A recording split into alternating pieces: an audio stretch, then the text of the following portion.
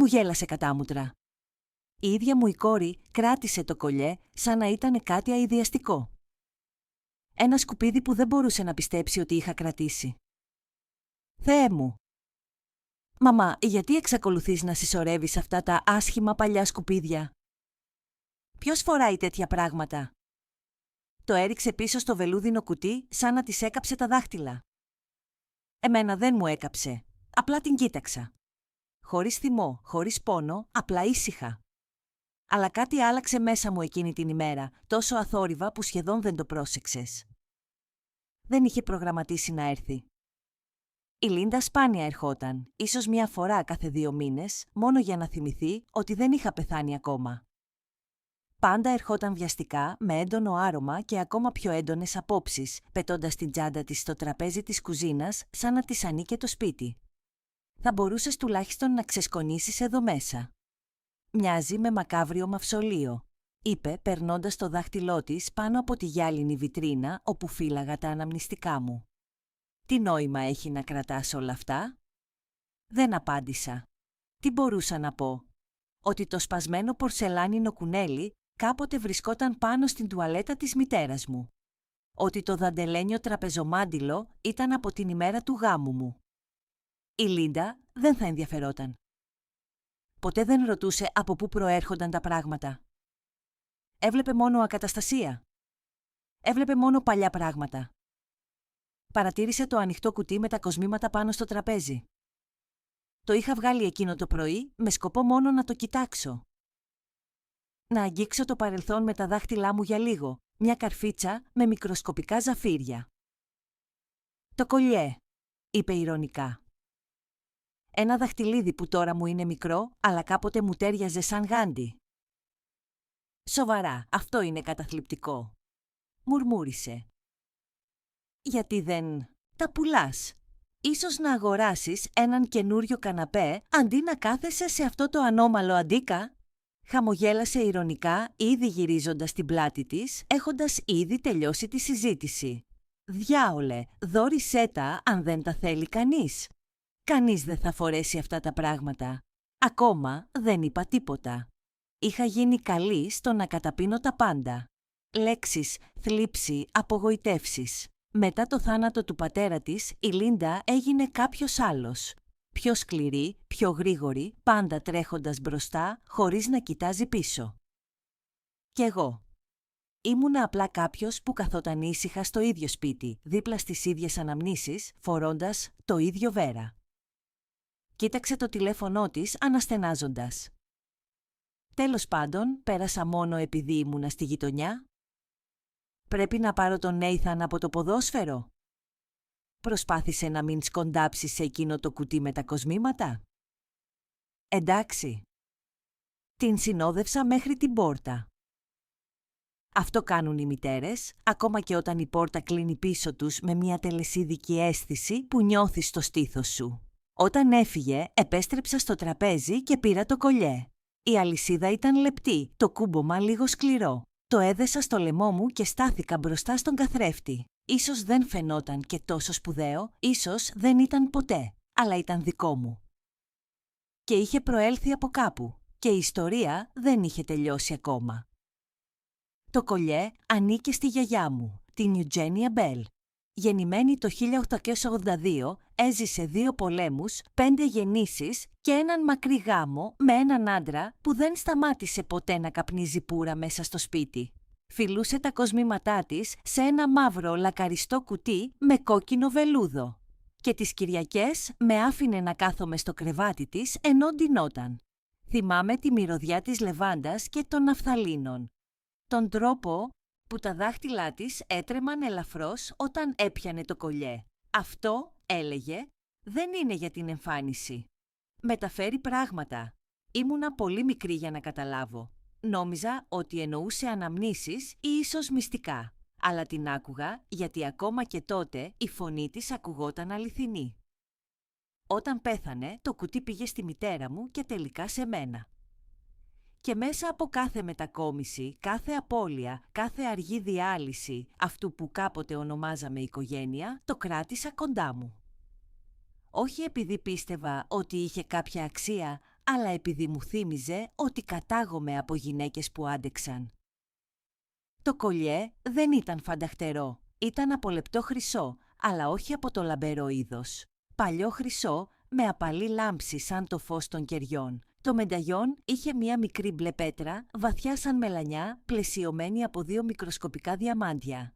Ποτέ δεν το φόρεσα έξω από το σπίτι, ούτε μία φορά. Καθόμουν στο τραπέζι της κουζίνας με το κολιέ ακόμα στο λαιμό μου, το βελούδινο κουτί ανοιχτό δίπλα μου. Η καρφίτσα ήταν επίσης εκεί. Αυτή που είχε σχήμα πουλιού με απλωμένα φτερά και μια σειρά από μικροσκοπικές πέτρες κατά μήκος της άκρης. Ζαφύρια ή τουλάχιστον έτσι ισχυριζόταν η μητέρα μου. Θυμάμαι που έλεγε «Η μεγάλη σου θεία το έφερε λαθρέα από τη Γαλλία κατά τη διάρκεια του πολέμου. Μην το πουλήσεις ποτέ εκτός αν πεθάνεις της πείνας». Το έλεγε γελώντας, αλλά κάτι στον τόνο της με έκανε να πιστέψω ότι το εννοούσε. Και μετά ήταν το δαχτυλίδι, φιλιγκράν, από πλατίνα, από αυτά που δεν βλέπεις πια στα καταστήματα. Ο άντρας μου το αγόρασε για την 10η επέτειό μας, όταν ακόμα κρατιόμασταν χέρι-χέρι δημόσια και κοιμόμασταν μιλώντας. Η πέτρα είχε τώρα μια ρογμή. Δεν την έφτιαξα ποτέ. Πήρα κάθε κομμάτι. Ένα-ένα τα γύρισα στο φως. Παρατήρησα πράγματα που δεν είχα δει ποτέ πριν. Μικρά σημάδια από τον κατασκευαστή έδειχναν ότι το κούμπομα της καρφίτσας δεν ήταν τελείως ίσιο. Λεπτομέρειες αόρατες μέχρι να μεγαλώσεις αρκετά για να τις δεις από κοντά. Τότε συνειδητοποίησα ότι η Λίντα δεν είχε ρωτήσει ποτέ για τίποτα από αυτά. Ούτε μία φορά. Ποτέ δεν αναρωτήθηκε ποια ήταν η Ευγενία Μπέλ. Ποτέ δεν ρώτησε που βρήκα το κολιέ ή τι σήμαινε για μένα. Έβλεπε σκόνη και παλιό μέταλλο. Αυτό ήταν όλο. Ίσως αυτό ήταν εν μέρη δικό μου λάθος. Δεν είχα πει τις ιστορίες. Όχι πραγματικά. Τις κρατούσα στα χέρια μου σαν θησαυρό, αλλά τις κρατούσα μυστικές. Ίσως επειδή νόμιζα ότι κανείς δεν ήθελε να τις ακούσει.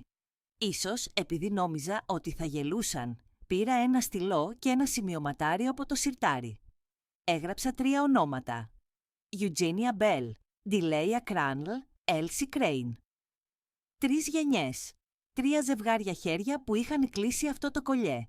3 γυναίκες που έζησαν πολύ και ακούστηκαν πολύ λίγο. Κοίταξα τη λίστα για πολλή ώρα. Και για πρώτη φορά, μετά από χρόνια, αναρωτήθηκα. Κι αν δεν ήταν άχρηστο, κι αν δεν είχε να κάνει με την αξία που φανταζόμουν, αλλά με κάτι εντελώς διαφορετικό, ή κι αν έκανα λάθος. Κι αν είχε αξία, αλλά όχι για τους ανθρώπους που περίμενα. Το επόμενο πρωί έφερε βροχή. Όχι μια δυνατή βροχή όπως στις ταινίες, μόνο μια αργή, σταθερή ψυχάλα που σου διαπερνά τα κόκαλα αν στέκεσαι ακίνητος για πολλή ώρα. Έφτιαξα τσάι και κάθισα δίπλα στο παράθυρο με το σημειωματάριο ακόμα πάνω στο τραπέζι από το προηγούμενο βράδυ. 3 ονόματα, 3 ζωές και ένα κουτί γεμάτο πράγματα που κανείς δεν ήθελε. Το μεσημέρι άκουσα τον ήχο των ελαστικών να τσακίζουν το βρεγμένο χαλίκι έξω, το απαλό χτύπημα μιας πόρτας αυτοκινήτου. Δεν χρειαζόταν να κοιτάξω. Ήξερα ότι δεν ήταν η Λίντα. Ποτέ δεν ερχόταν χωρίς προειδοποίηση. Αλλά η Σόφη ήταν διαφορετική. «Γιαγιά», φώναξε, χτυπώντας ελαφρά πριν ανοίξει την πόρτα. Εκεί ήταν, με τις φακίδες και τα βρεγμένα μαλλιά, φορώντας μια φούτερ με κουκούλα του κολεγίου μισοκλειστή πάνω από τη στολή της. Δούλευε 2 μέρες την εβδομάδα στην τοπική κλινική με μερική απασχόληση ενώ τελείωνε το σχολείο. Κάθε φορά που ερχόταν, το σπίτι γινόταν πιο ζεστό, λιγότερο σαν τάφος, περισσότερο σαν ένα μέρος που ήταν ακόμα γεμάτο ζωή. «Είσαι καλά?» ρώτησε ξετυλίγοντας το κασκόλ της. «Δεν απάντησε στο μήνυμά μου χθες». «Είχα παρέα», είπα σιγά σιγά. «Πέρασε η μητέρα σου». Σήκωσε τα φρύδια της, δεν το ανέφερε. «Έφερε τρόφιμα». «Όχι». Σταμάτησε, μετά ήρθε στο τραπέζι, είδε το ανοιχτό κουτί, κοιτάζοντας ξανά τον θησαυρό. Χαμογέλασε, σκύβοντας για να πάρει την καρφίτσα, την αποκάλυψε σκουπίδι. Είπα, γέλασε. Η Σόφη σταμάτησε να χαμογελά, γύρισε την καρφίτσα στα δάχτυλά της απαλά, με σεβασμό. «Πάντα την αγαπούσα», μουρμούρισε. «Μοιάζει να ανήκει σε μουσείο. Ένιωσα κάτι να σφίγγει στο στήθος μου».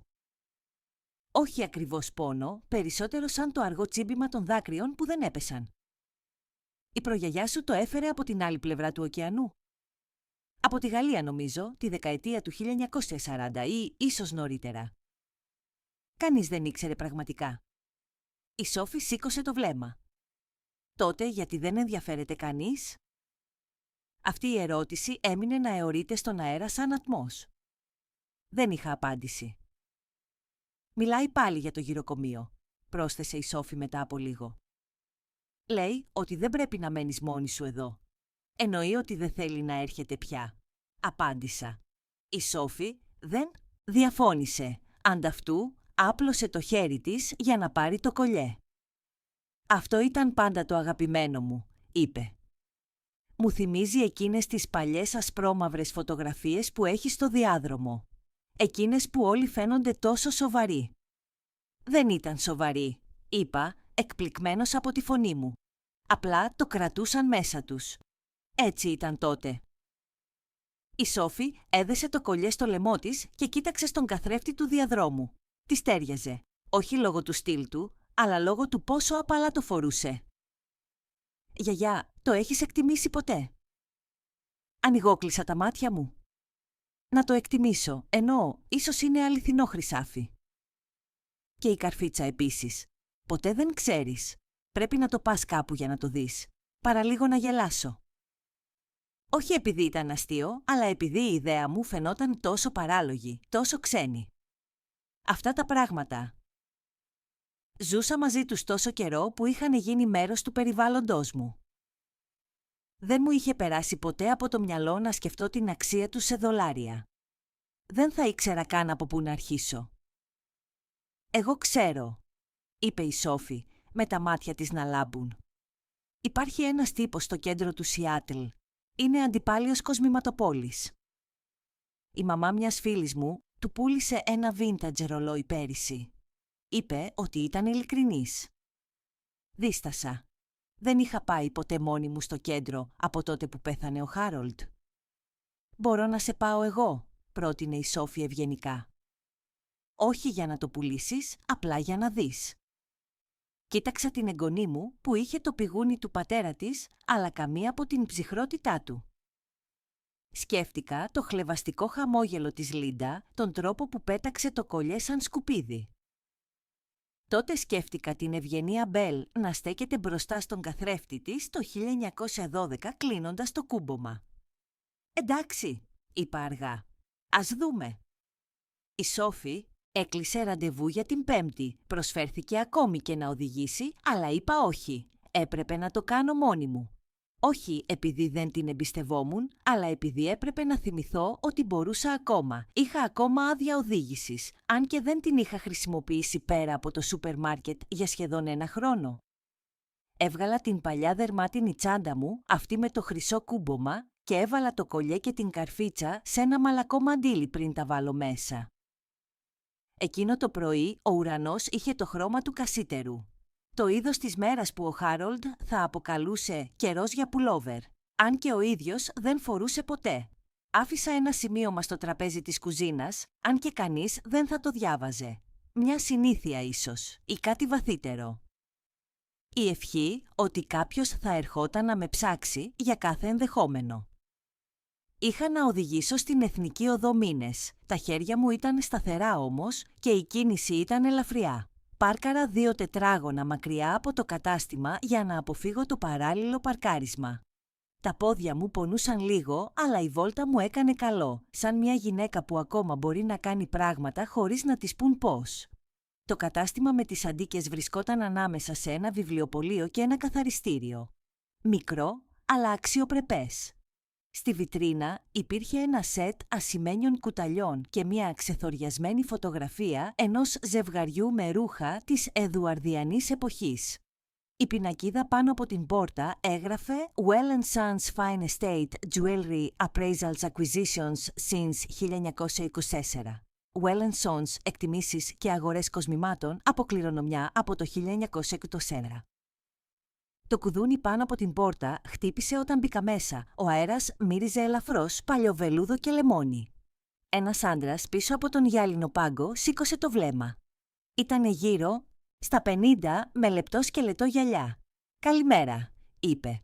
«Καλώς ήρθατε στο Hartwell & Sons. Είμαι ο Ρόμπερτ Hartwell. Πώς μπορώ να σας βοηθήσω σήμερα?» Δίστασα.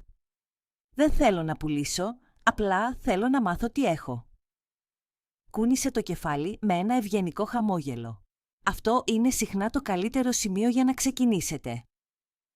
Έβγαλα το μαντίλι και έβαλα τα κομμάτια πάνω στο βελούδινο χαλάκι. Πρώτα πρόσφερε το κολιέ, μετά την καρφίτσα. Δεν μίλησε αμέσως. Πήρε το κολιέ με τα γάντια του, γυρίζοντας το κάτω από το φως. Μετά την καρφίτσα. Μετά πάλι το κολιέ. «Γνωρίζετε την προέλευση αυτών των κομματιών?» ρώτησε. «Όχι ακριβώς», απάντησα. «Η καρφίτσα προήλθε από την πλευρά της μητέρας μου.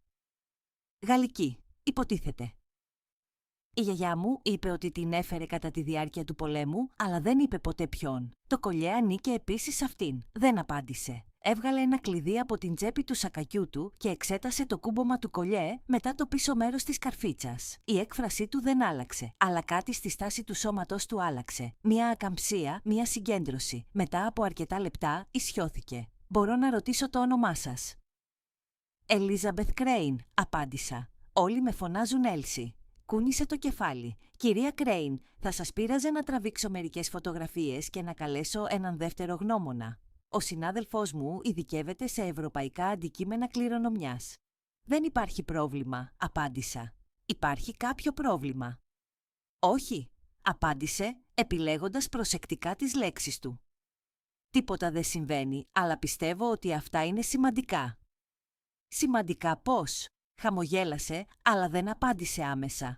«Ας πούμε απλά ότι δεν πρόκειται για κοσμήματα μόδας». Τράβηξε μερικές φωτογραφίες με μια μικρή μαύρη φωτογραφική μηχανή. Μετά ζήτησε συγγνώμη και εξαφανίστηκε σε ένα πίσω δωμάτιο. Κάθισα στο μικρό βελούδινο παγκάκι με τα χέρια μου σταυρωμένα στο λαιμό μου, ένιωθα παράξενα ήρεμη. Ό,τι και να ακολουθούσε, είχα ήδη αντιμετωπίσει χειρότερα. Μετά από 15 λεπτά, επέστρεψε. «Η συνάδελφός μου είναι καθοδόν», είπε. «Δεν είναι μακριά. Θα σας πείραζε να περιμένετε». «Καθόλου», απάντησα. Κάθισε απέναντί μου. «Θα θέλατε λίγο τσάι?» Χαμογέλασα. «Πάντα». Επέστρεψε με ένα δίσκο, 2 πορσελάνινα φλιτζάνια, ένα μικρό δοχείο και μπισκότα βουτύρου. Η τελευταία φορά που κάποιος μου σέρβιρε τσάι σε δίσκο ήταν πιθανώς το 1972. Ενώ περιμέναμε, μου έκανε ευγενικές ερωτήσεις. Που μεγάλωσα, τι θυμόμουν για τα κοσμήματα, αν είχα παλιές φωτογραφίες της οικογένειας που φορούσε τα κοσμήματα. Είχα. Του είπα ότι θα τις έφερνα την επόμενη φορά, αν υπήρχε επόμενη φορά. Όταν η πόρτα άνοιξε ξανά, μπήκε μια γυναίκα στα 60 της. Γκρίζα μαλλιά με ρηπές, ψηλά ζυγωματικά, σοβαρή όψη. Παρουσιάστηκε ως Μάργαρετ Γου, ιστορική εκτιμήτρια ειδικευμένη σε προπολεμικά ευρωπαϊκά κοσμήματα. Εξέτασε τα κομμάτια σιωπηλά, κουνώντας το κεφάλι μία φορά, μετά ξανά. Το πρόσωπό της δεν προώδιδε κανένα συναίσθημα, μόνο την εστιασμένη ουδετερότητα που πάντα προηγείται κάτι μεγάλου. Κοίταξε με προσοχή. Η φωνή της ήταν ήρεμη. «Κυρία Κρέιν, αυτή η καρφίτσα δεν είναι μόνο αυθεντική, είναι και σπάνια. Εξαιρετικά σπάνια. Η τεχνική, τα σήματα, η χρήση ακατέργαστων ζαφύριων. Δεν είναι το είδος του αντικειμένου που βρίσκεις σε ένα σιρτάρι. Είναι ένα κομμάτι μουσειακής αξίας. Ένιωσα σαν να μου έκοψαν τα πόδια». Όσο για το κολιέ, συνέχισε. «Πιστεύω ότι είναι μέρος του ίδιου σετ. Πιθανόν να παραγγέλθηκαν μαζί». «Από ποιον?» «Παραγγέλθηκαν?» ρώτησα με φωνή σχεδόν αθόρυβη. «Πρέπει να το ερευνήσουμε περαιτέρω», είπε. «Αλλά κρίνοντας από τις υπογραφές και το στυλ, η εικασία μου είναι ότι είναι από το Παρίσι, αρχές του 1900, πιθανώς ακόμη και από το Λέικ. Μπορεί να αξίζει αρκετά εκατομμύρια δολάρια». Δεν είπα τίποτα. Απλώς κοίταζα το τσάι στο φλιτζάνι μου, που είχε κρυώσει. «Θα θέλαμε να το τεκμηριώσουμε πλήρως», είπε η Μάργαρετ. «Υπάρχει ένα πρωτόκολλο. Δεν θα αγγίξουμε το θέμα της ιδιοκτησίας, αλλά θα πρότεινα ένα χρηματοκιβώτιο και αν είστε διατεθειμένοι, αυτό μπορεί να έχει ειδησεογραφικό ενδιαφέρον». «Ειδησεογραφικό ενδιαφέρον». Η φωνή της Λίντα ηχούσε στο κεφάλι μου. «Ποιος φοράει τέτοια σκουπίδια?» Χαμογέλασα σιωπηλά. «Αφήστε με να το σκεφτώ», είπα γιατί δεν βιαζόμουν. «Όχι πια». Η διαδρομή προς το σπίτι μου φάνηκε διαφορετική. Οι δρόμοι ήταν οι ίδιοι. Τα φανάρια εξακολουθούσαν να με κάνουν να περιμένω σε κάθε διασταύρωση, αλλά δεν με πείραζε. Αυτή τη φορά είχα τυλίξει το κολλιέ και την καρφίτσα σε ένα μαξιλαράκι. Η Μάργαρετ είχε προσφερθεί να τα φυλάξει στο θησαυροφυλάκιο του καταστήματος για μια νύχτα, αλλά αρνήθηκα. Δεν ήμουν έτοιμη να τα χάσω από τα μάτια μου. Όχι ακόμα. Όταν μπήκα στο δρομάκι μου, το φως της βεράντας άναψε αυτόματα. Ο Χάρολντ είχε εγκαταστήσει τον αισθητήρα κίνησης πριν από 20 χρόνια, αφού σκόνταψε πάνω στη γάτα και στραμπούληξε τον αστράγαλό του. «Δεν θα πεθάνω επειδή ξέχασα τον φακό», είχε πει. Χαμογέλασα στη μνήμη. Μέσα στο σπίτι έβαλα τον φάκελο στο τραπέζι της τραπεζαρίας σαν να ήταν ζωντανό, κάτι που έπρεπε να φυλάσσεται. Έκλεισα το τηλέφωνό μου. Η Λίντα είχε καλέσει 3 φορές ενώ ήμουνα στην εκτίμηση. Δεν απάντησα. Όχι από κακία, αλλά για να είμαι ξεκάθαρη. Δεν της χρωστούσα ένα τηλεφώνημα. Όχι ακόμα. Το επόμενο πρωί ξύπνησα νωρίτερα από το συνηθισμένο. Χωρίς όνειρα, χωρίς πόνους, μόνο με εκείνη την ήρεμη, σταθερή αίσθηση που έχεις μετά από μια καταιγίδα. Όταν ο κόσμος δεν έχει αλλάξει, αλλά εσύ έχεις. Το τηλέφωνο χτύπησε στις 9:25 ακριβώς. «Σόφη, πήγες?» ρώτησε χωρίς καν να πει γεια. Η φωνή της έβραζε από περιέργεια. «Πήγα». «Και δεν είναι σκουπίδια», απάντησα απλά. «Προφανώς. Είναι πολύ παλιά, πολύ σπάνια». «Γιαγιά», είπε απαλά. «Έχουν αξία». Στάθηκα. Έτσι πιστεύουν. Πολύ μεγάλη στην πραγματικότητα, αλλά δεν είμαι ακόμα σίγουρη τι σημαίνει αυτό. Ακολούθησε σιωπή, αλλά όχι από την άβολη. Η Σόφη δεν επέμεινε. Ποτέ δεν το έκανε. Γι' αυτό της είπα τι συνέβη. Όλα. Τον εκτιμητή, τη δεύτερη γνώμη, τις λέξεις μουσείο και αξιόλογο. Όταν τελείωσα, άφησε μία αναστεναγμό. Θεέ μου, το ήξερα.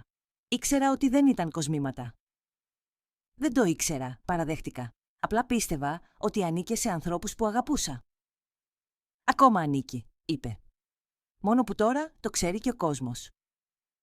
Χαμογέλασα. Αυτή ήταν η Σόφη. Πάντα έβρισκε έναν τρόπο να ενώσει το παλιό με το καινούριο χωρίς να διαλύσει τίποτα. Μία ώρα αργότερα τηλεφώνησε το κατάστημα. Η Μάργαρετ ήθελε να επιβεβαιώσει μερικές λεπτομέρειες. Με ρώτησε αν μπορούσα να στείλω παλιές οικογενειακές φωτογραφίες ή έγγραφα, οτιδήποτε θα μπορούσε να βοηθήσει να εντοπιστεί η προέλευση των κομματιών. Έβγαλα το κουτί από κέδρο από την ντουλάπα της κρεβατοκάμαρας, αυτό με τους εύθραυστους φακέλους και τις κατεστραμμένες φωτογραφίες. Εκεί ήταν η Ιουζία Μπέλ, στέκοντας δίπλα σε έναν άντρα με ναυτική στολή, με το πηγούνι της σηκωμένο, το κολλιέ της να ξεχωρίζει πάνω από το ψηλό δαντελένιο γιακά της μπλούζας της. Η φωτογραφία ήταν του 1911. Την σάρωσα με το μικρό μηχάνημα που μου είχε εγκαταστήσει η Σοφή τα περασμένα Χριστούγεννα. Εκείνο το απόγευμα ο Ρομπέρτ τηλεφώνησε ξανά. «Κυρία Κρέιν», είπε ευγενικά. «Ένας γνωστός μας από την Seattle Tribune θα ήθελε να επικοινωνήσει μαζί σας. Υπάρχει ενδιαφέρον για ένα μικρό αφιέρωμα σε ιστορικά οικογενειακά κοιμήλια και αυτό είναι εξαιρετικό». Καθόμουν σιωπηλή, με το ένα χέρι να ακουμπάει τον φάκελο. «Δεν θέλω να το πουλήσω», είπα. «Όχι ακόμα». «Ίσως ποτέ». «Φυσικά», είπε. «Δεν πρόκειται για πώληση, αλλά για ιστορία». «Ιστορία». Σκέφτηκα τη Λίντα που κοίταζε με κατσούφια το βελούδινο κουτί και γελούσε. Κανείς δεν θα φορέσει αυτά τα πράγματα. Σκέφτηκα τη Σόφη που έδεσε απαλά το κολλιέ γύρω από το λαιμό της, στέκοντας όρθια σαν να έμπαινε σε κάτι παλαιότερο από την ίδια. «Εντάξει», είπα. «Ας τηλεφωνήσουν».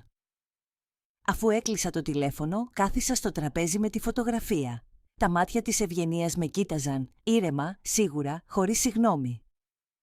Δεν ήξερα τι θα έλεγε το άρθρο. Δεν ήξερα τι θα έλεγε η Λίντα, αλλά ήξερα τι θα έλεγα τώρα αν με ρωτούσε ξανά για τα κοσμήματα. Έχουν σημασία. Το όνομα της δημοσιογράφου ήταν Ελίζ Χάμοντ. Ευγενική φωνή, ήρεμος ρυθμός, χωρίς αναπνευστική έξαψη. Δεν ήταν ο τύπος της δημοσιογράφου που κυνηγάει κουτσομπολιά. Παρουσιάστηκε ως κάποιος με βαθύ ενδιαφέρον για τις προσωπικές ιστορίες. Την πίστεψα, αν και χρειάστηκα μία ολόκληρη μέρα για να συμφωνήσω να μιλήσω. Συναντηθήκαμε στο Hartwell & Sons την επόμενη μέρα το πρωί. Ο Ρόμπερτ είχε ετοιμάσει μία ήσυχη γωνιά του καταστήματος, έβαλε πάλι τσάι, ευλογημένος να είναι, και έφερε το κολιέ και την καρφίτσα που τώρα ήταν τοποθετημένα σε μία ειδική βελούδινη θήκη. Η Ελίζ έφτασε νωρίς με το σημειωματάριό της στο χέρι και χωρίς κάμερες. «Δεν είναι για πρωτοσέλιδο», με διαβεβαίωσε. «Είναι μία ανθρώπινη ιστορία, όχι μόνο για κοσμήματα, αλλά για αυτά που κουβαλάμε, αυτά που μεταβιβάζουμε, αυτά που απορρίπτουμε». Είχε ευγενικά μάτια και, το πιο σημαντικό, άκουγε χωρίς να διακόπτει. Της είπα ό,τι θυμόμουν, πώς τα κομμάτια έφτασαν σε μένα, πώς τα φύλαξα χωρίς να ξέρω τι ήταν, πώς η μητέρα μου δεν μίλησε ποτέ λεπτομερώς. Απλώς τα παρέδωσε σαν κάτι ιερό και πολύ βαρύ για να το εξηγήσει. Όταν μίλησα για τη στιγμή που η Λίντα τα χλέβασε, το στυλό της Ελίζα σταμάτησε. Δεν σχολίασε, δεν έψαξε, απλώς κούνησε το κεφάλι και με άφησε να συνεχίσω. Με ρώτησε αν μπορούσαμε να φωτογραφίσουμε το κολιέ. Συμφώνησα. Η Μάργαρετ μας συνόδευσε για λίγο και μας έδωσε μια συνοπτική ιστορική περίληψη. Παριζιάνικο σχέδιο της δεκαετίας του 1900. Πιθανώς παραγγελία κατά τη διάρκεια της άνθησης του Art Nouveau με μια μοναδική σύνθεση από ακατέργαστους ζαφύρια. Ανέφερε οίκους δημοπρασιών που είχαν ήδη ρωτήσει. Δεν δίστασα. Η Ελίσα έθεσε την τελευταία ερώτηση με ευγένεια. «Πώς νιώθετε, κυρία Κρέιν, γνωρίζοντας ότι κάτι που κρατούσατε τόσο ήσυχα αποδείχθηκε εξαιρετικό?» Κοίταξα το κολιέ στο γυαλί. Η μπλε πέτρα του αντανακλούσε το φως, σαν το νερό να αντανακλά τον ουρανό. «Πάντα το θεωρούσα όμορφο», είπα. «Απλά δεν πίστευα ότι θα το θεωρούσε κανείς άλλος». Χαμογέλασε. Αυτή είναι η ιστορία. Το άρθρο δημοσιεύθηκε 2 ημέρες αργότερα στην κυριακατική έκδοση, όχι στην πρώτη σελίδα, φυσικά, αλλά κάπου στην ενότητα τέχνης με τον τίτλο «Κρυφές ιστορίες, το κολιέ που περίμενε έναν αιώνα». Περιείχε φωτογραφίες του κοσμήματος, ένα απόσπασμα από τη Μάργαρετ σχετικά με την προέλευσή του και μια ασπρόμαυρη φωτογραφία της Ευγενίας Μπέλ που στεκόταν περήφανη με το πουκάμισό της με το ψηλό γιακά. Το κολιέ φαινόταν καθαρά στο στήθος της. Υπήρχε επίσης ένα απόσπασμα από μένα, αν και δεν είχα συνειδητοποιήσει ότι η Ελίζ θα το χρησιμοποιούσε ως ελκυστικό απόσπασμα. Δεν είναι απλώς ένα κόσμημα. Είναι αυτό που επιβιώνει όταν κανείς δεν ακούει. Εκείνο το πρωί έκλεισα το τηλέφωνό μου πριν φτιάξω τσάι. Ήξερα ότι θα υπήρχαν τηλεφωνήματα. Απλά δεν ήθελα να τα λάβω το πρωί. Μέχρι το μεσημέρι είχα λάβει 9 φωνητικά μηνύματα. Τα 4 ήταν από άτομα που δεν είχα ακούσει εδώ και χρόνια. 2 παλιοί φίλοι. Ένας ξάδελφος από την Ανατολική Ακτή.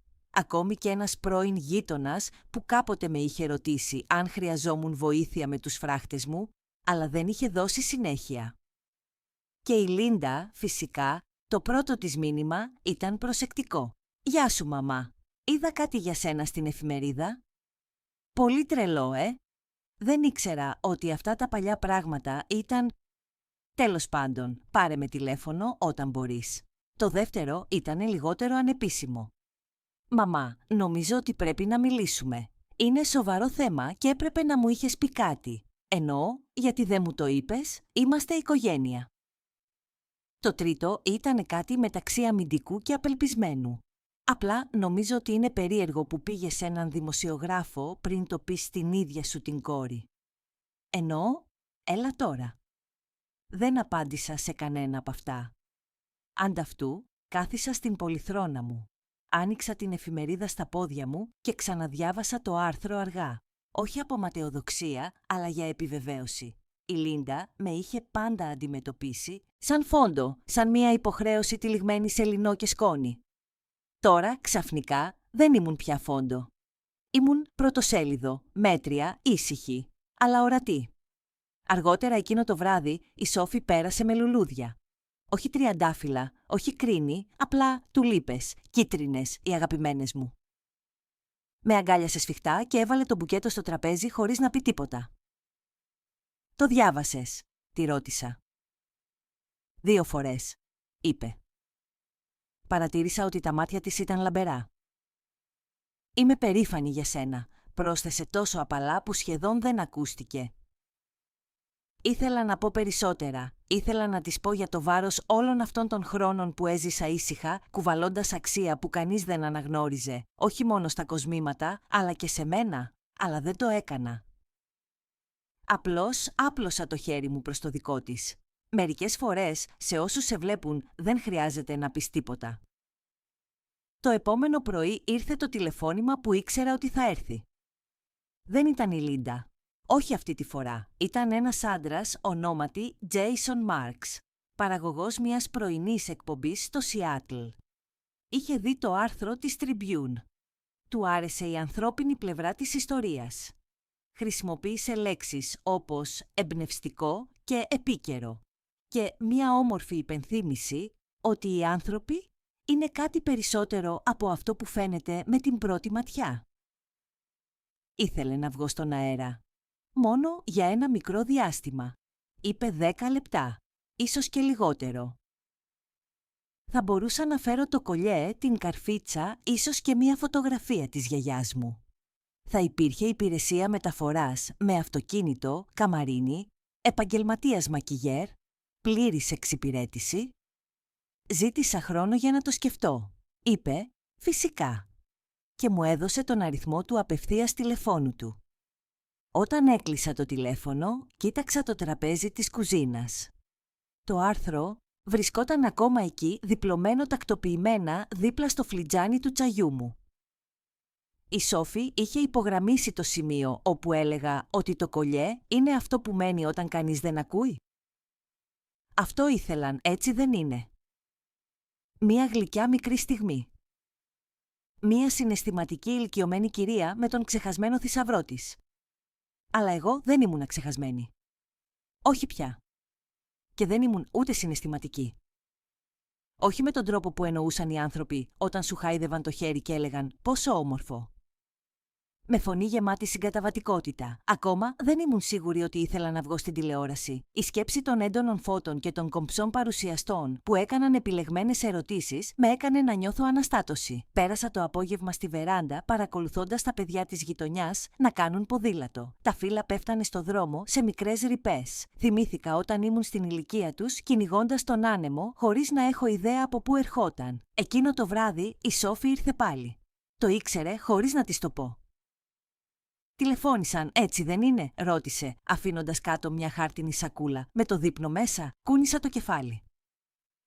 «Θα το κάνεις». Δεν απάντησα αμέσως. Ανταυτού άνοιξα τη σακούλα. Ψητό κοτόπουλο, φασολάκια, 2 μικρά ψωμάκια. Η Σόφη ήξερε πάντα τι μπορούσα να φάω και τι θα ήταν πάρα πολύ. Και αυτό είναι μια μορφή αγάπης. «Νιώθω περίεργα», είπα τελικά. «Να με βλέπουν οι άνθρωποι έτσι?» «Γιαγιά», είπε απαλά. «Είσαι αόρατη εδώ και πολύ καιρό. Ίσως ήρθε η ώρα να σε δουν?» Τα λόγια της ήταν απαλά, αλλά με χτύπησαν δυνατά. Όχι επειδή ήταν σκληρά, αλλά επειδή ήταν αληθινά.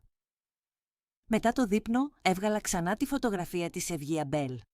Την ίδια που χρησιμοποίησαν στο άρθρο.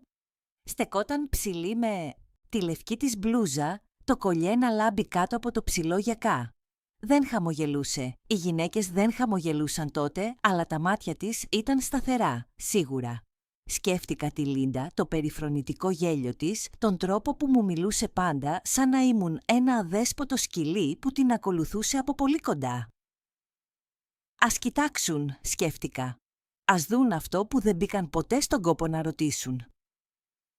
Εκείνο το βράδυ τηλεφώνησα ξανά στον Τζέισον. «Θα το κάνω», είπα. Η ανακούφιση του ήταν εμφανής. «Αυτό είναι φανταστικό, κυρία Κρέιν. Αλήθεια, θα κανονίσουμε ένα αυτοκίνητο για την Παρασκευή το πρωί. Και μην ανησυχείτε, θα φροντίσουμε τα πάντα. Θα είστε σε καλά χέρια». Τον ευχαρίστησα και έκλεισα το τηλέφωνο. Μετά κάθισα στη σιωπή και κοίταξα το είδωλό μου στο παράθυρο.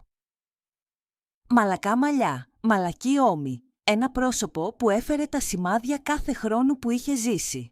Όχι λαμπερό, όχι έτοιμο για τα μέσα κοινωνικής δικτύωσης, απλά αληθινό. Δεν το έκανα για τη φήμη ή για την αναγνώριση. Το έκανα για κάθε γυναίκα που της είχαν πει ότι ήταν απλά γριά, απλά φόντο, απλά τίποτα. Την Παρασκευή το πρωί θα καθόμουν κάτω από τα φώτα τους και θα μιλούσα με τη φωνή που είχε αγνοηθεί για χρόνια και δεν θα την ύψωνα. Δεν θα χρειαζόταν. Ξύπνησα πριν την αυγή την Παρασκευή. Ο ουρανός έξω ήταν ακόμα σκοτεινός, ένα βαθύ μπλε που έμοιαζε με βελούδο που κάλυπτε τον κόσμο. Το σπίτι μου ήταν ήσυχο, όπως πάντα, αλλά κάτι στην ατμόσφαιρα είχε αλλάξει. Όχι νευρικότητα, όχι φόβος, απλά ετοιμότητα. Είχα ετοιμάσει τα ρούχα μου από το προηγούμενο βράδυ. Τίποτα καινούριο, αλλά προσεκτικά επιλεγμένα. Μία βαθιά μοβ μπλούζα με μακριά μανίκια, απαλή στην αφή. Μία φούστα σε χρώμα κάρβουνο που μου τέριαζε ακόμα λίγο πολύ και παπούτσια με το σωστό ύψος για να με κρατούν σταθερή. Χωρίς λάμψη, χωρίς δραματικότητα, μόνο καθαρές γραμμές και ήσυχη αξιοπρέπεια. Το κολιέ ήταν ήδη στο κουτί του. Το είχα γυαλίσει απαλά με ένα πανί που μου είχε δώσει το κατάστημα με αντίκες, όχι για να το κάνω να λάμψει, αλλά για να αφαιρέσω τα δακτυλικά αποτυπώματα. Η Σόφη είχε επιμείνει να το φορέσω. «Σου ταιριάζει», είχε πει. «Έτσι πρέπει να το δουν οι άνθρωποι». Στις 7:15 ακριβώς έφτασε το αυτοκίνητο. Όχι λιμουζίνα, ευτυχώς. Μόνο ένα κομψό μαύρο σεντάν με έναν νεαρό οδηγό που φαινόταν ελάχιστα μεγαλύτερος από τη Σόφη.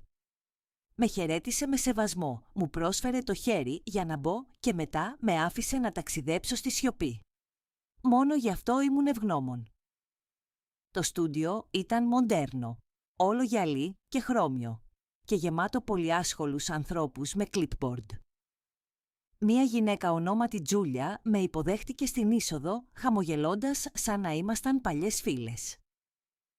«Είναι μεγάλη τιμή για μας που σας έχουμε εδώ, κυρία Κρέιν», είπε. «Θα είστε υπέροχοι». Με οδήγησε μέσα από ένα διάδρομο στο πράσινο δωμάτιο που στην πραγματικότητα ήταν ανοιχτό μπλε και μου πρόσφερε καφέ, τσάι, νερό, ό,τι ήθελα. Στη συνέχεια ήρθε ένας μακιγιέρ, ένας ευγενικός άντρας με απαλά χέρια που έβαλε λίγη πούδρα στα μάγουλά μου και έβαλε στα χείλη μου ένα ροζ γκλός. «Δεν θα σας κάνω να μοιάζετε με κάποια άλλη», υποσχέθηκε. «Απλά με την καλύτερη εκδοχή του εαυτού σας». Για μια στιγμή είδα το είδωλό μου στον καθρέφτη. Το κολιέ τέριαζε τέλεια στο κλειδός μου, σαν να θυμόταν πού βρισκόταν όλα αυτά τα χρόνια. Στις 8:05 η Τζούλια επέστρεψε. «Βγαίνει σε 10 λεπτά». Η παρουσιάστρια λεγόταν Μελίσσα. Στις 40 της, κομψή, ευχάριστη, αλλά όχι πλαστική. Με συνάντησε στα παρασκήνια και μου έσφιξε το χέρι με μια ζεστασιά που φαινόταν αληθινή. «Μου άρεσε πολύ η ιστορία σου», είπε. «Η γιαγιά μου είχε μια καρφίτσα που φύλαγε σε ένα μεταλλικό κουτί. Ποτέ δεν τη ρώτησα γι' αυτό. Μακάρι να το είχα κάνει». Κούνησα το κεφάλι. «Ακόμα έχεις χρόνο να ρωτήσεις την επόμενη γυναίκα». Εκείνη χαμογέλασε. Τα φώτα της σκηνής ήταν ζεστά, πιο φωτεινά από ό,τι περίμενα. Το στούντιο δεν ήταν μεγάλο, αλλά ήταν γεμάτο. Ομάδα κάμερας, παραγωγή, ένα ζωντανό κοινό περίπου 50 ατόμων που κάθονταν ευγενικά σε σειρές. Το τμήμα ξεκίνησε με ένα σύντομο μοντάζ, εικόνες από το άρθρο της Tribune, μια αργή πανοραμική λήψη του κολιέ και της καρφίτσας, η φωτογραφία της Eugenia Bell. Τότε η Μελίσσα γύρισε προς το μέρος μου, με χαμηλή και καθαρή φωνή. «Σήμερα το πρωί έχουμε μαζί μας την Elizabeth Crane». Μια γυναίκα της οποίας το ήσυχο οικογενειακό κοιμήλιο αποδείχθηκε ότι αξίζει πάνω από $3 εκατομμύρια, αλλά η ιστορία της μας θυμίζει ότι η αξία δεν μετριέται πάντα σε δολάρια. Γύρισε προς το μέρος μου. «Κυρία Κρέιν, σας ευχαριστούμε που είστε εδώ». Την κοίταξα στα μάτια, μετά στην κάμερα και μίλησα. Τους μίλησα για το κολιέ. Για το πώς πίστευα ότι ήταν απλώς ένα όμορφο αντικείμενο που μου κληροδότησαν γυναίκες που ποτέ δεν ύψωσαν τη φωνή τους. Τους μίλησα για τη γιαγιά μου, για το κουτί που φύλαγα κρυμμένο για χρόνια. Τους μίλησα για το γέλιο της κόρης μου όταν το είδε. Για εκείνη τη μικρή σκληρή στιγμή και για το πώς για πρώτη φορά επέλεξα να μην υποκύψω. Η Μελίσσα έθεσε ερωτήσεις ήπιες, στοχαστικές. Με άφησε να αναπνεύσω. «Δεν το είχες εκτιμήσει ποτέ πριν?» ρώτησε. «Όχι», απάντησα. «Επειδή δεν ήταν προς πώληση. Ήταν μέρος μου. Σαν μία ανάμνηση που φοράς». Το κοινό ήταν σιωπηλό, όχι από βαρεμάρα, αλλά από προσοχή. Μπορείς να νιώσεις τη διαφορά. Στο τέλος του τμήματος, η Μελίσσα έσκυψε και άγγιξε απαλά το κολλιέ. «Είναι όμορφο», είπε. Όπως και οι γυναίκες που το φορούσαν πριν από μένα. Έκοψαν για διαφημίσεις. Το χειροκρότημα δεν ήταν δυνατό, αλλά ήταν αληθινό. Μερικοί άνθρωποι σηκώθηκαν όρθιοι. Κάποια στην πρώτη σειρά σκούπισε τα μάτια της. Η Μελίσσα μου έσφιξε το χέρι. Τα πήγες υπέροχα. Πίσω στο καμαρίνι, η Τζούλια μου έδωσε μία μικρή κάρτα με μία λίστα ερωτήσεων από τα νίλα και είπε: «Μην πιέζεσαι. Δεν χρωστάς τίποτα σε κανέναν». Αυτό ήταν το καλύτερο πράγμα που μου είχε πει κανείς εδώ και χρόνια. Πήρα την κάρτα, την δίπλωσα και την έβαλα στην τσάντα μου. Μετά βγήκα έξω στο φως του ήλιου, με το κολλιέ ακόμα ζεστό πάνω στο δέρμα μου. Ο κόσμος δεν είχε αλλάξει. Εγώ όμως είχα αλλάξει. Όταν έφτασα στο σπίτι, το τηλέφωνο είχε μεταμορφωθεί σε ένα πλάσμα. Βούιζε, αναβόσβηνε, χτυπούσε. Τα φωνητικά μηνύματα συσσωρεύονταν. Τα μηνύματα κειμένου έρχονταν σαν πυρκαγιά. Μερικά από αριθμούς που αναγνώριζα, τα περισσότερα από αριθμούς που δεν αναγνώριζα. Δημοσιογράφοι, μια γυναίκα από ένα podcast που ονομαζόταν Heirloom Hour, κάποιος που ισχυριζόταν ότι εκπροσωπούσε ένα Ευρωπαϊκό Μουσείο Τέχνης, ακόμη και μια ευγενική ερώτηση από έναν Παρισινό κοσμηματοπόλη που είπε ότι το όνομα Crane είχε εμφανιστεί σε ένα χειρόγραφο κατάλογο από το 1907. Έκλεισα τον ήχο. Άφησα να μιλήσουν μεταξύ τους. Δεν θα βιαζόμουν. Όχι πια. Η Σοφή ήρθε εκείνο το βράδυ, με το πρόσωπό της να λάμπει από υπερηφάνεια, τόσο που έπρεπε να αποστρέψω το βλέμμα μου για ένα δευτερόλεπτο. «Ήσουν υπέροχη», είπε, σχεδόν χοροπηδώντας. Όλοι στο φοιτητικό σαλόνι μιλούσαν γι' αυτό, ακόμα και η καθηγήτρια Γιάννουκ είπε ότι της θύμισε στη δική της γιαγιά. Χαμογέλασα και της έδωσα ένα φλιτζάνι τσάι. Δεν ήθελα να γίνω πρότυπο για κανέναν, ήθελα απλώς να πω την αλήθεια. «Λοιπόν», είπε παίρνοντας μια γουλιά. «Το έκανες και τώρα όλοι θέλουν ένα κομμάτι σου». «Αυτό είναι το πρόβλημα», μουρμούρισα. «Δεν θέλουν εμένα. Θέλουν έναν τίτλο, μια δήλωση, ένα απόσπασμα με απαλό φωτισμό και αρκετή νοσταλγία». Με κοίταξε σιωπηλά και μετά έβαλε το χέρι της στην τσάντα της. «Αυτό ήρθε σήμερα στο γραμματοκιβώτιο του πανεπιστημίου μου». Μου έδωσε ένα κρέμ χρώματος φάκελο γραμμένο με το χέρι. Μέσα υπήρχε ένα σύντομο γράμμα σε παχύ, ακριβό χαρτί. Το Μουσείο Διακοσμητικών Τεχνών του Σικάγου ζητούσε να ξεκινήσει μια συζήτηση για την απόκτηση του κολλιέ και της καρφίτσας για τη μόνιμη συλλογή σπάνιων αντικειμένων του 20ου αιώνα. «Είπαν ότι θα ασφαλιστεί», πρόσθεσε η Σόφη απαλά. «Θα φυλαχθεί σε ένα κλιματιζόμενο θησαυροφυλάκιο και θα εκτίθεται με πλήρη αναφορά στην οικογένειά σου». Ο αντίχειρας μου έτρεξε κατά μήκος της άκρης του γράμματος. Για μια στιγμή είδα ξανά τη φωτογραφία της Γιούτζια Μπέλ. Αυτή η ίσια σπονδυλική στήλη, αυτό το πρόσωπο σαν πέτρα σκαλισμένο από κάτι πιο δυνατό από τη θλίψη. Δεν το κουβάλισε μέσα από τον πόλεμο και τη σιωπή μόνο για να το βάλει πίσω από γυαλί, είπα σιγά σιγά. Αλλά ίσως κάποιος πρέπει να το δει. Να το δει πραγματικά. Δεν μιλήσαμε για λίγα λεπτά. Ο βραστήρας σφύριζε απαλά στο παρασκήνιο. «Γιαγιά», είπε τελικά η Σοφή. «Έχεις σκεφτεί τι θέλεις να κάνεις με αυτό?» «Θα το κρατήσω», απάντησα. «Προς το παρόν». Αλλά ο νους μου δούλευε. Την επόμενη μέρα τηλεφώνησα στη Μάργαρετ, στο κατάστημα με τις αντίκες. Τη ρώτησα αν ήξερε κανέναν δικηγόρο που να ειδικεύεται σε κληρονομικές υποθέσεις. Μου έδωσε ένα όνομα και έναν αριθμό. Έναν άντρα που τον έλεγαν Άρθουρ Γουίν. Παλιάς σχολής, είπε. Διακριτικός, έμπειρος. Εκείνο το απόγευμα έκλεισα ραντεβού. Έβγαλα και πάλι το κουτί, όχι για να αγγίξω τα κοσμήματα, αλλά για να κοιτάξω πιο προσεκτικά τα χαρτιά από κάτω. Γράμματα από τη μητέρα μου. Μία απόδειξη από το 1934, μόλις που διαβάζονταν.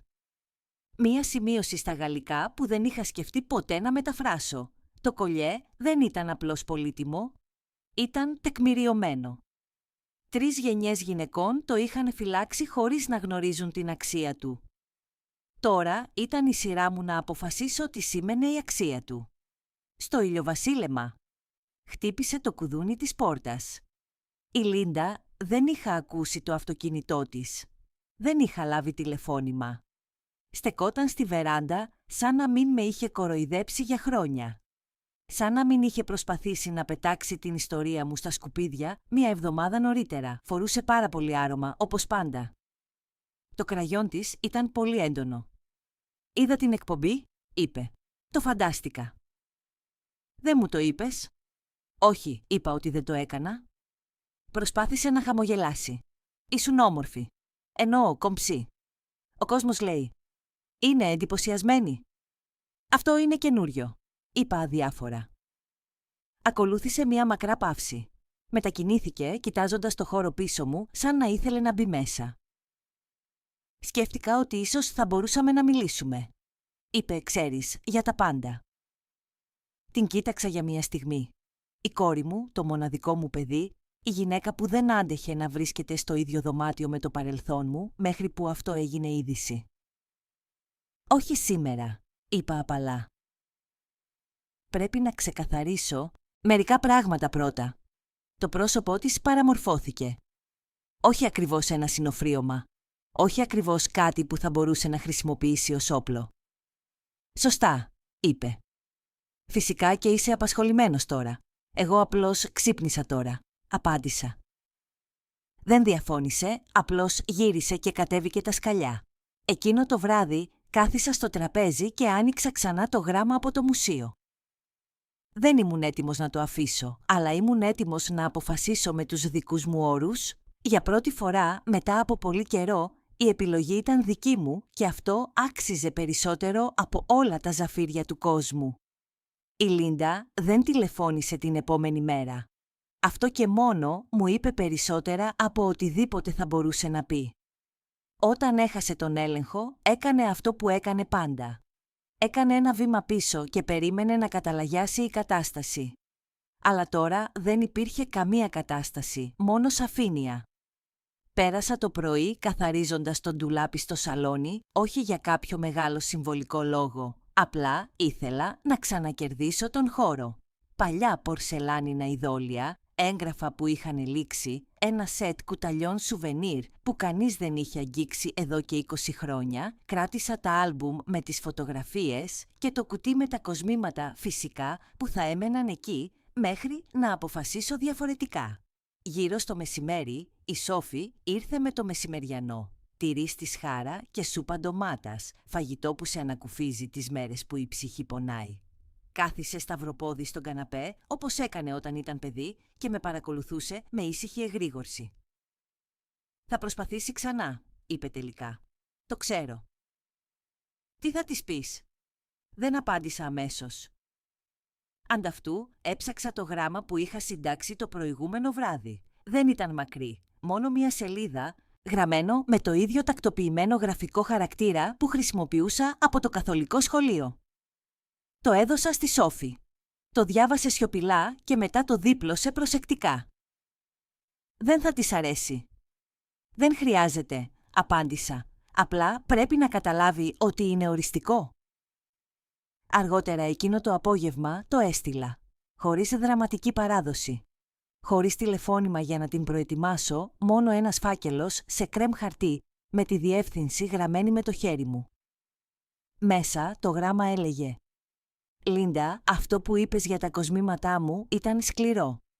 Όσα είπες και δεν είπες για χρόνια με πλήγωσαν πιο βαθιά από όσο νομίζεις. Δεν χρειάζομαι συγγνώμη τώρα. Την χρειαζόμουν πριν από χρόνια. Έχω δημιουργήσει ένα καταπίστευμα για τη Σόφη.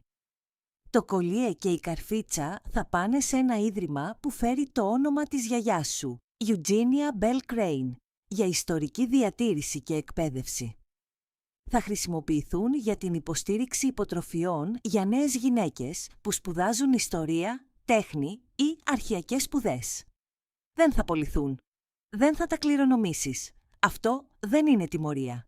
Είναι αποκατάσταση. Όλοι αφήνουμε πίσω μας ηχό. Εγώ επιλέγω πώς θα ακούγεται η δική μου. Έλση. Την επόμενη μέρα έλαβα 3 κλήσεις από τη Λίντα σε διάστημα 30 λεπτών. Δεν απάντησα. Το μεσημέρι κάποιος χτύπησε την πόρτα, την άνοιξα και την βρήκα να στέκεται πάλι στη βεράντα. Αυτή τη φορά χωρίς μακιγιάζ, χωρίς την εύθραυστη πανοπλία που φορούσε πάντα. Δεν μίλησε αμέσως. Το εννοούσες πραγματικά? Ρώτησε. Το έγραψα, έτσι δεν είναι, με αποκόβεις. Εννοούσα το βλέμμα της. Όχι, σε αποκόβω από αυτό που ποτέ δεν σεβάστηκες. Δεν είναι το ίδιο πράγμα. Τα μάτια της λάμψαν, αλλά ήξερα τα δάκρυά της. Δεν ήτανε για μένα. Ήταν για τα πράγματα που νόμιζε ότι θα είχε για πάντα. Ήταν απλά ένα ηλίθιο σχόλιο, μουρμούρισε. Αντιδράσει υπερβολικά. Ήταν 20 χρόνια ηλίθιων σχολείων, είπα. Με έκανες να νιώθω μικρός κάθε φορά που θυμόμουν ποιος ήμουν και τώρα το θυμήθηκα και δεν νιώθω πια μικρός. Δεν απάντησε, δεν ζήτησε συγγνώμη. Γύρισε και πήγε πίσω στο αυτοκίνητό της. Χωρίς να χτυπήσει την πόρτα, χωρίς δραματικές σκηνές, μόνο σιωπή, αλλά δεν ένιωθα κενό. Ένιωθα χώρο. Εκείνο το βράδυ έψαξα τα έγγραφα από το γραφείο του KW. Η εμπιστοσύνη είχε επισημοποιηθεί. Το όνομα της Σόφη αναφερόταν σαφώς ως διαχειρίστρια. Το κολλιέ και η καρφίτσα θα περνούσαν στην ίδρυση μετά το θάνατό μου, με την επιλογή να τα φοράει σε σημαντικές στιγμές της ζωής της. Δεν θα πουληθούν, δεν θα χωριστούν, δεν θα ξεχαστούν. Κάθισα στη βεράντα με μια κουβέρτα στα γόνατά μου, κοιτάζοντας τον ουρανό να καίγεται ροζ.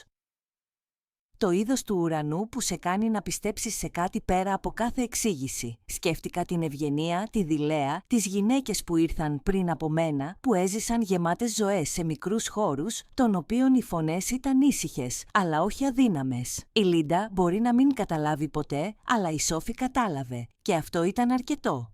Την πρώτη φορά που η Σόφη κράτησε στα χέρια της τα επίσημα έγγραφα της εμπιστοσύνης, δεν είπε τίποτα.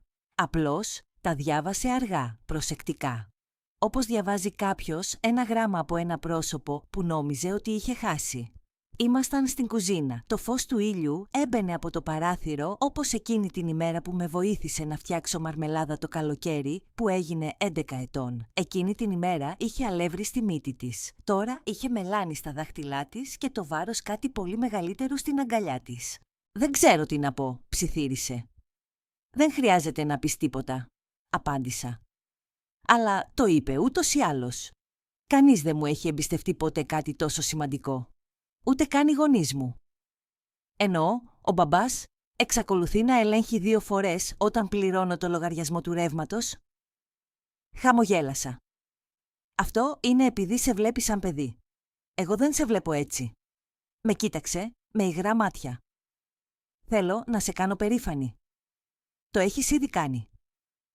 Έκτεινε το χέρι της προς το δικό μου, από την άλλη πλευρά του τραπεζιού, καθίσαμε έτσι για λίγο. Χωρίς μεγάλες ομιλίες, χωρίς δηλώσεις, μόνο δέρμα με δέρμα, το είδος της ήσυχης επαφής που μεταφέρει περισσότερα από όσα θα μπορούσε ποτέ η γλώσσα. Αργότερα, με βοήθησε να αρχιοθετήσω τα αντίγραφα στο χρηματοκιβώτιο. Ήταν το παλιό χρηματοκιβώτιο του Χάρολντ που κάποτε χρησιμοποιούσαμε για τα φορολογικά έγγραφα και ένα αντίγραφο της διαθήκης μας. Τώρα περιείχε κάτι πολύ πιο σημαντικό, κατεύθυνση. Ήμασταν έτοιμοι να το βάλουμε στη θέση του όταν ξαφνικά γύρισε προς το μέρος μου. «Γιαγιά», είπε, «γιατί δεν το έδωσε στη μαμά. Εννοώ, εκτός από το προφανές». Δεν απάντησα αμέσως, γιατί η αλήθεια ήταν ότι η Λίντα δεν θα ήξερε τι να κάνει με αυτή την ευθύνη. Έβλεπε αξία στο χρήμα, στο κύρος, στην εμφάνιση. Αλλά η κληρονομιά ήταν αόρατη για εκείνη και χειρότερα την αντιμετώπιζε σαν άχρηστο αντικείμενο. «Το έδωσα σε εκείνη που με άκουσε», απάντησα απλά. Η Σόφη ανοιγόκλεισε τα μάτια, μετά κούνησε το κεφάλι, με το στόμα της να σφίγγεται σε μία γραμμή αποφασιστικότητας. «Τότε θα το προστατεύσω. Το υπόσχομαι». Την επόμενη εβδομάδα τα έγγραφα του Ιδρύματος ολοκληρώθηκαν. Έλαβα μία επιστολή από το μουσείο που εξέφραζε θαυμασμό και υποστήριξη.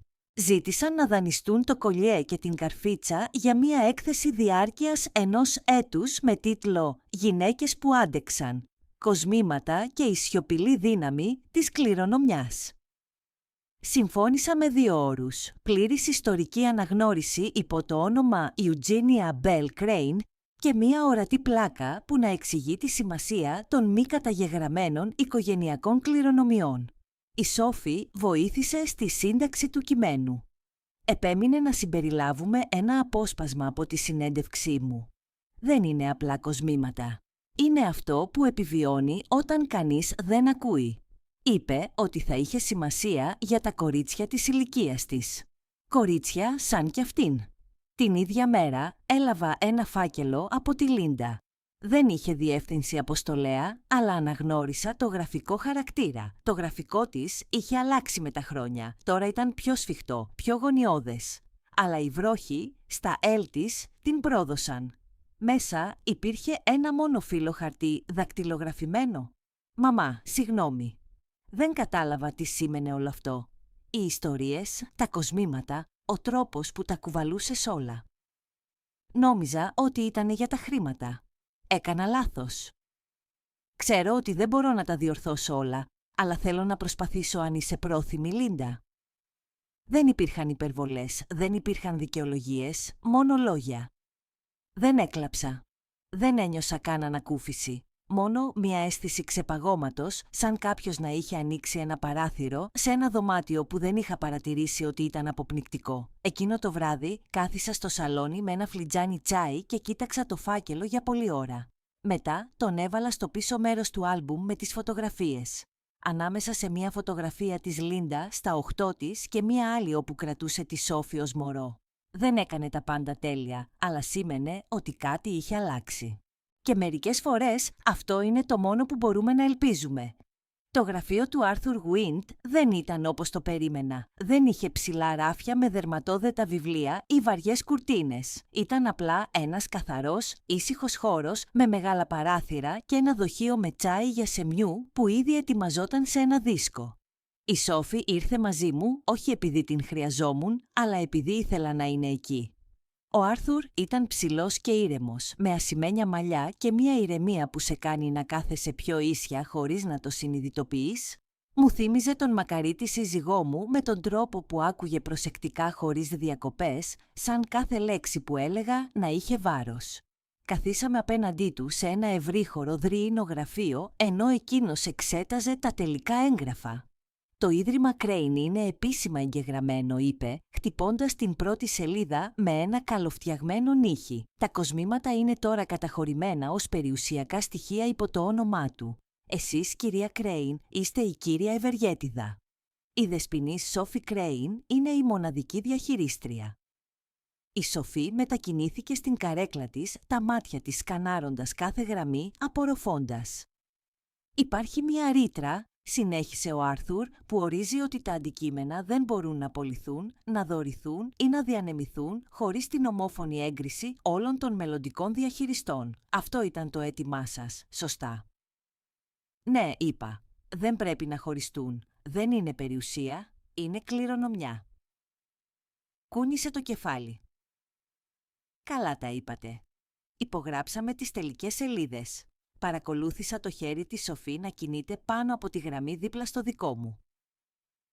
Η υπογραφή της ήταν λίγο λοξή, λίγο αβέβαιη, αλλά ήταν δική της. Όταν τελειώσαμε, ο Άρθουρ έβαλε τα έγγραφα σε έναν βαρύ φάκελο και σηκώθηκε για να μας σφίξει το χέρι. «Έχετε κάνει κάτι σπάνιο εδώ», είπε. «Οι περισσότεροι άνθρωποι περιμένουν μέχρι να πεθάνουν. Εσείς επιλέξατε να δράσετε ενώ είστε ακόμα εδώ. Αυτή είναι μια δύναμη που οι περισσότερες οικογένειες δεν έχουν ποτέ». Δεν ήξερα τι να πω, οπότε είπα «Σας ευχαριστώ». Βγήκαμε στο διάδρομο και μετά στο δρόμο. Το φθινόπωρο είχε πλέον εγκατασταθεί. Ο αέρας ήταν δροσερός, χρυσά φύλλα γλιστρούσαν στο πεζοδρόμιο, η μυρωδιά του καπνού από τις καμινάδες έφτανε από κάπου μακριά. Η Σόφη έβαλε το χέρι της στο δικό μου. «Μπορώ να σε ρωτήσω κάτι», είπε. «Φυσικά. Πιστεύεις ότι θα είναι για πάντα θυμωμένη?» Δεν χρειαζόταν να ρωτήσω ποια εννοούσε. «Όχι», απάντησα.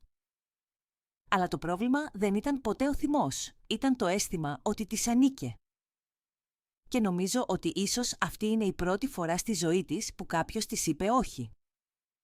Η Σόφη δεν απάντησε αμέσως. «Συνεχίζω να σκέφτομαι», είπε τελικά, εκείνη τη φορά, στην πρώτη γυμνασίου, που μου είπε να μην φορέσω το κολλιέ σου στο σχολικό χορό. Είπε ότι με έκανε να φαίνομαι μεγάλη. Γέλασα. «Το θυμάμαι. Το φόρεσες ούτως ή άλλως». «Φυσικά και το φόρεσα», χαμογέλασε. Έμοιαζα σαν να βγήκα από έναν γαλλικό πίνακα. «Επειδή έτσι ήταν», είπα. «Προέρχεσαι από μια μακρά σειρά γυναικών που επέζησαν τις καταιγίδες με σιωπή». «Όχι πια», είπε. «Όχι με σιωπή». Εκείνο το βράδυ φάγαμε μαζί. Τίποτα το ιδιαίτερο, απλά ψητό κοτόπουλο και πατάτες, μια σαλάτα, λίγο κόκκινο κρασί που βρήκαμε σκονισμένο στο ντουλάπι μου. Αφού φάγαμε, η Σόφη έβγαλε το λάπτοπ της και μου έδειξε την ιστοσελίδα που έφτιαχνε για το Ίδρυμα. Στην πρώτη σελίδα υπήρχε η ανακοίνωση για την έκθεση του μουσείου, μια φωτογραφία του κολλιέ και 3 λέξεις με έντονα γράμματα. «Η ιστορία φθήρεται σιωπηλά». Σκέφτηκα ότι θα ήταν καλό να πούμε την ιστορία όπως πρέπει. Είπε. «Όχι μόνο σε γυάλινες βιτρίνες ή άρθρα, αλλά με τα δικά σου λόγια». «Δεν έχω φτιάξει ποτέ ιστοσελίδα», είπα. «Ωραία», απάντησε. «Αυτό σημαίνει ότι θα λειτουργήσει». Γελάσαμε και δεν ήταν το ελαφρύ γέλιο της ευγένειας. Ήταν ένα βαθύ, από καρδιάς, με το κεφάλι πεσμένο πίσω γέλιο, το είδος που αδειάζει λίγη θλίψη με κάθε ήχο. Αφού έφυγε, κάθισα μόνη στο τραπέζι. Το σπίτι ήταν ήσυχο, αλλά όχι βαρύ. Έβαλα άλλο μισό ποτήρι κρασί, κάτι που ο Χάρολντ αποκαλούσε για κάθε περίπτωση, και έβγαλα το φάκελο με τα έγγραφα εμπιστοσύνης. Τα κράτησα όχι για να τα ξαναδιαβάσω, αλλά για να νιώσω το βάρος τους, την αλήθεια που περιείχαν. Είχα δώσει στη Σόφη κάτι περισσότερο από κοσμήματα. Της είχα δώσει ρίζες και κατεύθυνση. Μία φωνή που δεν βασιζόταν στον θυμό, αλλά στην ιδιοκτησία. Για δεκαετίες μου έλεγα να δίνω σιωπηλά, να υπομένω με χάρη, να υποβαθμίζομαι για να μπορούν να λάμψουν οι άλλοι. Τώρα είχα επιλέξει να δίνω με τους δικούς μου όρους, δυνατά στη σιωπή μου, σταθερά στην άρνησή μου. Αυτή είναι η διαφορά μεταξύ κληρονομιάς και κληροδοτήματος. Το ένα παίρνετε, το άλλο εμπιστεύεται. Η Λίντα ήρθε ξανά την Τετάρτη. Χωρίς τηλεφώνημα, χωρίς προειδοποίηση, μόνο το χτύπημα στην πόρτα και η σιλουέτα της πίσω από τη δαντελένια κουρτίνα, σαν το φάντασμα όλων των συνομιλιών που δεν είχαμε κάνει ποτέ. Άνοιξα την πόρτα αργά. Αυτή τη φορά δεν προχώρησε, απλά στάθηκε εκεί με το παντελόνι και το μπλε πουλόβερ της, τα χέρια σταυρωμένα, τα χείλη σφιγμένα σε μία γραμμή που θα μπορούσε να είναι μεταμέλεια ή απλά αντίσταση. «Διάβασα ξανά το άρθρο», είπε. «Και τη σελίδα του Ιδρύματος». Περίμενα. Είδα το όνομα της Σόφη και το δικό σου και της γιαγιάς. Ακόμα δεν είπα τίποτα. «Το εννοούσες πραγματικά», πρόσθεσε με φωνή πιο απαλή από ό,τι είχα ακούσει εδώ και χρόνια. «Ναι», είπα. «Το εννοούσα πραγματικά». Κοίταξε τα παπούτσια της. Δεν ήξερα πόσο μακριά είχαν φτάσει τα πράγματα. «Δεν ρώτησες», απάντησα. «Για χρόνια». Τρόμαξε, αλλά δεν μαλάκωσα. Δεν προσπαθούσα να την πληγώσω. Απλά είχα βαρεθεί να μαλακώνω την αλήθεια. Πλησίασε. «Γιατί δεν μου μίλησες πρώτα?» Σήκωσα ένα φρύδι. Για το κολλιέ, για το Ίδρυμα ή για το πόσο κουρασμένη είμαι από το να είμαι πάντα αυτή που καταπίνει τα πάντα. Αυτό την σταμάτησε. Άνοιξε το στόμα της και μετά το έκλεισε ξανά. «Ξέρεις», συνέχισα, «όταν ήσουνα 8 χρονών, καθόσουν σε αυτό το τραπέζι και έπαιζες με εκείνη την καρφίτσα. Μου έλεγες ότι έμοιαζε με πουλί που κουβαλούσε μυστικά. Εσύ δεν το θυμάσαι τώρα, αλλά εγώ το θυμάμαι. Θυμάμαι τα πάντα». Ανοιγόκλεισε τα μάτια της. Θυμάμαι όταν σταμάτησες να ρωτάς από πού προέρχονταν τα πράγματα, όταν σταμάτησες να τηλεφωνείς αν δεν χρειαζόσουν κάτι, όταν άρχισες να αναστενάζεις κάθε φορά που περνούσες αυτή την πόρτα, σαν να ήμουν ένα χάος που έπρεπε να καθαρίσεις. «Δεν το εννοούσα έτσι», μουρμούρισε. «Ίσως όχι, αλλά έτσι το άφησες». Άφησα τα λόγια να καθίσουν ανάμεσά μας, βαριά και καθαρά. Τότε έκανα στην άκρη και της έκανα νόημα να μπει. Προς έκπληξή μου το έκανε. Περπατούσε αργά, κοιτάζοντας τα πάντα σαν να τα έβλεπε για πρώτη φορά. Τη γυάλινη βιτρίνα, τη φωτογραφία της Ευγενίας στο διάδρομο, το πλαισιωμένο αντίγραφο του άρθρου της Tribune που η Σόφη είχε κρεμάσει δίπλα στο ημερολόγιο της κουζίνας μου, στάθηκε μπροστά του για πολλή ώρα. «Πιστεύεις πραγματικά ότι δεν με νοιάζει?» ρώτησε χωρίς να γυρίσει. «Νομίζω ότι ποτέ δεν έμαθες να νοιάζεσαι χωρίς να ελέγχεις». Κούνησε το κεφάλι σαν να περίμενε κάποιος να το πει. Τότε γύρισε και με κοίταξε κατά πρόσωπο. «Ήμουν θυμωμένη μαζί σου», είπε, «για πολύ καιρό. Μετά το θάνατο του μπαμπά, αφού όλα άλλαξαν, ήθελα να γίνεις κάποιος άλλος, λιγότερο εύθραυστος, πιο βολικός», πρότεινα. «Προβλέψιμος», είπε, «για να μπορώ να νιώθω δυνατή και όταν δεν ήσουν, σε τιμωρούσα γι' αυτό». Η ειλικρίνεια της άφησε για μια στιγμή το δωμάτιο άδειο. «Νόμιζα ότι προστάτευα τον εαυτό μου», συνέχισε. «Αλλά το μόνο που έκανα ήταν να σε μικραίνω γιατί η ευαισθησία σου με τρόμαζε. Ένιωσα κάτι να αλλάζει μέσα μου. Όχι συγχώρεση. Όχι ακόμα, αλλά ίσως μία χαλάρωση». Πήγα στο σιρτάρι της κουζίνας και έβγαλα ένα διπλωμένο φύλλο χαρτί. Ήταν ένα δεύτερο αντίγραφο του καταστατικού του Ιδρύματος, αυτό που ήθελα να κρατήσω ως αντίγραφο ασφαλείας, αλλά δεν χρειάστηκε ποτέ. Της το έδωσα. Τα χέρια της έτρεμαν καθώς το έπαιρνε. «Δεν σου δίνω ρόλο σε αυτό», είπα ήσυχα. «Όχι τώρα. Ίσως ποτέ, αλλά μπορείς να μάθεις τι είναι. Μπορείς να καταλάβεις τι προστατεύει». Με κοίταξε, με τα μάτια της να λάμπουν. «Σε ευχαριστώ. Δεν το έκανα για να σε τιμωρήσω, Λίντα», της είπα. «Το έκανα για να υπενθυμίσω στον εαυτό μου ότι είχα ακόμα επιλογές. Ότι η σιωπή μου δεν ήταν το ίδιο με την απουσία». Κούνησε αργά το κεφάλι. «Νομίζω ότι κι εγώ σιωπούσα με λάθος τρόπο». Της έβαλα μία κούπα τσάι. Χωρίς τελετουργίες, χωρίς ζάχαρη, χωρίς χαμένη ζεστασιά. Μόνο 2 κούπες σε ένα ήσυχο τραπέζι ανάμεσα σε 2 γυναίκες που προσπαθούσαν να ξανακοιταχτούν στα μάτια. Δεν μιλήσαμε. Πολύ μετά από αυτό. Έμεινε για μισή ώρα, έκανε μερικές ερωτήσεις για το μουσείο, την έκθεση, την υποτροφία που η Σόφη ετοίμαζε στο όνομα της Ευγενίας. Της είπα την αλήθεια, τίποτα περισσότερο. Όταν σηκώθηκε για να φύγει, σταμάτησε στην πόρτα. «Δεν περιμένω τίποτα», είπε. «Αλλά ελπίζω ότι κάποια μέρα θα με αφήσεις να σε βοηθήσω». Δεν απάντησα αμέσως, απλώς είπα. «Ξέρεις που είναι η πόρτα?» Εκείνη κούνησε το κεφάλι. Τότε την άνοιξε απαλά αυτή τη φορά. Χωρίς χτύπημα. Χωρίς τελειότητα. Μόνο ο ήχος της που έκλεινε σαν μια σελίδα. Όχι μια πόρτα. Ξανακάθισα στο τραπέζι και πέρασα το δάχτυλό μου στο χείλος του φλιτζανιού μου. Δεν υπήρχε χαρά σε εκείνη τη συζήτηση, αλλά υπήρχε ηρεμία. Και αυτό που είχα μάθει ήταν μια δική του νίκη. Το σπίτι έμοιαζε διαφορετικό μετά την αναχώρηση της Λίντα. Όχι πιο ήσυχο.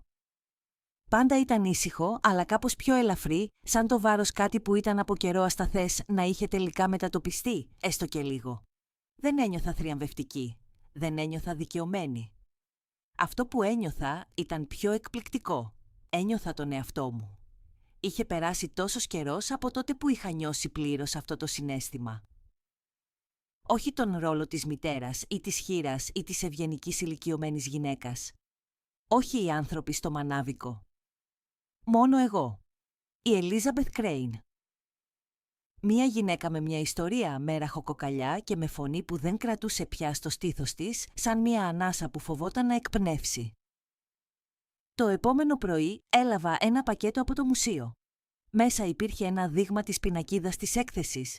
Μία απλή λευκή πινακίδα με ματ φινίρισμα χωρίς διακοσμητικά στοιχεία. Στην κορυφή, Ευγενία Μπελκρέιν, κληρονομιά και ήσυχη δύναμη. Κάτω από αυτό, μια μικρή παράγραφος. Αυτό το κολιέ και η καρφίτσα ανήκαν σε 3 γενιές γυναικών, των οποίων η ζωή χαρακτηρίστηκε από ανθεκτικότητα, αυτοσυγκράτηση και σεβασμό. Έχοντας περάσει από το χρόνο χωρίς δημόσια αναγνώριση, αυτά τα κομμάτια αντιπροσωπεύουν τη δύναμη της ιδιωτικής κληρονομιάς. Διατηρήθηκαν από την Elizabeth Crane και ανατέθηκαν στην εγγονή της Σόφη. Τώρα μοιράζονται όχι ως αντικείμενα, αλλά ως ζωντανή μνήμη. Στο κάτω μέρος, μία τελευταία γραμμή. Δεν είναι απλά κοσμήματα, είναι αυτό που επιβιώνει όταν κανείς δεν ακούει. Elizabeth Crane. Έτρεξα τα δάχτυλά μου πάνω στην επιφάνεια του πίνακα, ακολουθώντας το περίγραμμα του ονόματός μου. Δεν έκλαψα. Δεν είχε μείνει τίποτα να απελευθερώσω. Αυτό που ένιωσα ήταν μια αίσθηση γείωσης, σαν να στεκόμουν αξιπόλητη σε χώμα που είχα σχεδόν ξεχάσει ότι ήταν ακόμα ζεστό. Η Σόφη έφτασε λίγο μετά το μεσημέρι, γεμάτη ενέργεια όπως πάντα. Είχε φέρει το λάπτοπ της και μια στίβα αιτήσεων για υποτροφίες. «Υπάρχουν ήδη 4 φοιτήτριες που πληρούν τις προϋποθέσεις», είπε. «Όλες γυναίκες πρώτης γενιάς που σπουδάζουν ιστορία αρχαιοθέτησης». Είναι τρελό, γιαγιά. Έγραψαν δοκίμια για το ότι δεν βλέπουν ποτέ τον εαυτό τους στα σχολικά βιβλία. Και τώρα αυτό τις βοηθά να πληρώσουν για να αλλάξουν αυτή την κατάσταση. Την παρακολουθούσα καθώς μιλούσε. Ήταν ζωντανή, γεμάτη σκοπό. Σκέφτηκα πόσο διαφορετική ήταν από τη Λίντα σε εκείνη την ηλικία. Όχι καλύτερη, απλά πιο ελεύθερη. Όταν ήμουν 23, είπα σιγά σιγά. Δεν ήξερα τι ήθελα. Ήξερα μόνο τι έπρεπε να θέλω. Η Σόφη σήκωσε το βλέμμα. Τι ήθελες? Το σκέφτηκα. Η απάντηση ήρθε εύκολα. Να με παίρνουν στα σοβαρά, χωρίς να χρειάζεται να φωνάζω. Χαμογέλασε. Το κατάφερες. Περάσαμε το υπόλοιπο απόγευμα, δουλεύοντας δίπλα-δίπλα. Εγώ διάβαζα τις επιστολές από τον συντονιστή εκπαίδευσης του μουσείου, ενώ η Σόφη δακτυλογραφούσε τις απαντήσεις στους δωρητές. Δεν μιλήσαμε πολύ, αλλά δεν χρειαζόταν. Υπήρχε κάτι ιερό στην κοινή μας εργασία. Στο ήσυχο κλικ των πλήκτρων, στο περιστασιακό κροτάλισμα ενός φλιτζανιού τσαγιού, στην παρουσία 2 γυναικών που χτίζανε κάτι από αυτό που κάποτε ήταν αόρατο. Όταν έπεσε το βράδυ, η Σόφη μάζεψε τα πράγματά της. Πριν φύγει, σταμάτησε στο διάδρομο και κοίταξε την παλιά φωτογραφία της Ευγενίας. «Μοιάζει με σένα», είπε. Θα έλεγε ότι μοιάζω με αυτήν. Η Σόφη γύρισε και με φίλησε στο μάγουλο. Το ίδιο πράγμα. Αφού έφυγε, περιπλανήθηκα στο σπίτι με τα αργά βήματα κάποιου που ξαναγνωρίζει τον δικό του χώρο. Πέρασα από την κρεβατοκάμαρά μας, τη δική μου και του Χάρολντ και δεν δίστασα. Σταμάτησα δίπλα στη γυάλινη βιτρίνα και δεν ένιωσα ντροπή. Κοίταξα τον φθαρμένο καναπέ, το ξεφτισμένο χαλί, το γρατζουνισμένο κάγκελο και δεν είδα φθορά. Είδα αποδείξεις, όχι της ηλικίας, αλλά της ζωής.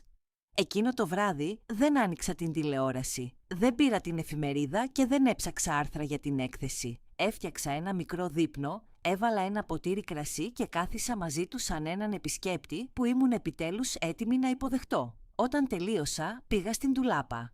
Το κουτί ήταν ακόμα εκεί. Όχι το κουτί με τα κοσμήματα, αλλά το παλιό κουτί από κέδρο, με γράμματα, δίσκους, κομμάτια δαντέλας και ένα κουτί με κουμπιά που κανείς δεν είχε χρησιμοποιήσει εδώ και 50 χρόνια.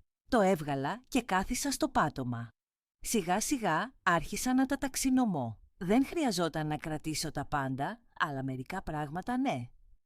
Βρήκα μια κάρτ ποστάλ από το 1958 που είχε σταλεί από το Παρίσι. Την είχα ξεχάσει. Ήταν από την Τία, τη μητέρα μου, κατά τη διάρκεια του μοναδικού ταξιδιού της στο εξωτερικό. Στο πίσω μέρος, με ξεθοριασμένο μελάνι, έγραφε «Βρήκα κάτι εδώ που με έκανε να σε σκεφτώ. Θα το φέρουμε στο σπίτι».